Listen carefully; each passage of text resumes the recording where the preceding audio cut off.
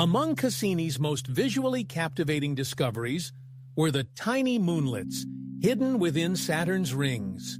These miniature satellites, often no more than a couple of kilometers wide, were elusive to even the sharpest instruments on board. Some were barely visible, more like shadows or distortions within the ring material than discrete objects. Yet, despite their size, their impact was monumental. In the data Cassini sent back, scientists noticed something extraordinary. These moonlets were physically connected to the rings by bands of material, ribbons of dust and ice that stretched out behind them like cosmic trails. These interactions were not just beautiful, they were powerful. The moonlets were sculpting the rings themselves. One of the most fascinating regions Cassini observed was the so-called anchor gap, where a moonlet, perhaps no larger than a city block, had cleared out a space in the ring. It was a living laboratory of gravitational physics, where even the smallest object could shape the motion of countless particles. This wasn't an isolated event. Cassini identified multiple moonlets, all working quietly, carving gaps and creating ripples.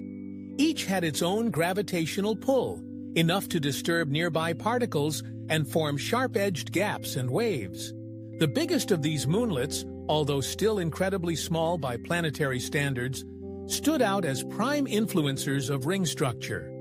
None of these tiny moons were believed to have the density of a solid rock. Instead, they were likely rubble piles, loose collections of icy debris held together by gravity. Their fragility only added to their intrigue, making them some of the most delicate architects in the solar system.